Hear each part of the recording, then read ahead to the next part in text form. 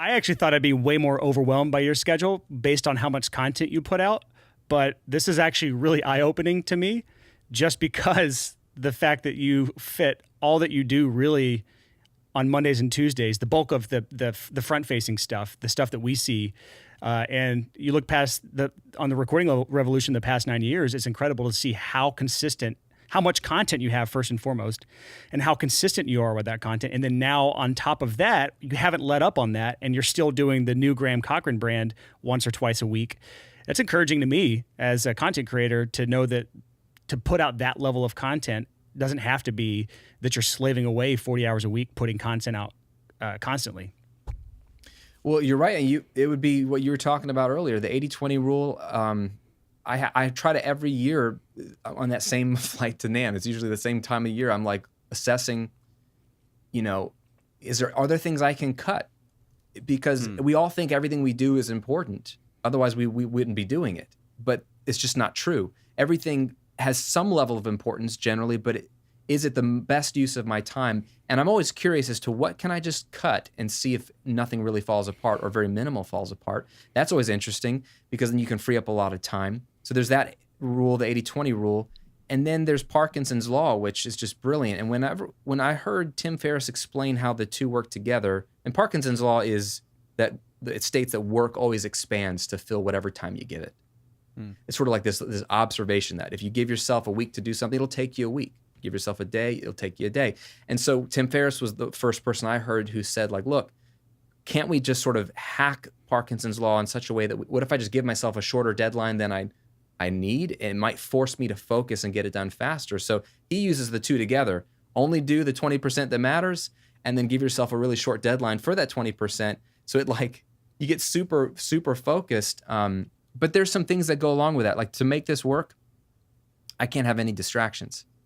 So I basically don't answer my phone during those hours unless it's my wife or an emergency.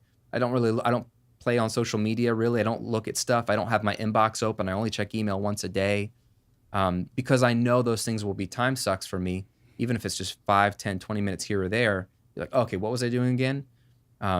There's a study that says the average employee in corporate America has a distraction every 3 minutes, and then it takes on average 20 minutes to get back to where they were before to do what they were doing. That compounding every day, every week, there's so much wasted time in corporate America. These 50, 60-hour a week jobs probably only have a solid 10 to 20 hours of good work, maybe, in them. So that's the thing behind it is I used to do a lot more, and I've had to say no to things like I can't respond to every YouTube comment. Like I learned that in year 1.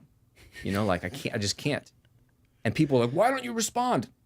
Because I'm trying to make a video for you. I have to choose. Do you want me to respond to you or make free videos? I can't do both with my schedule. So I'm having to learn that. And every year I get more efficient. But yeah, it's really not hard. And somebody asked me in an interview last week, like, well, wasn't it crazier at the beginning? Like, don't you have to like really go after it hard at the beginning? And now it's easy for you now because you have all this built-in momentum.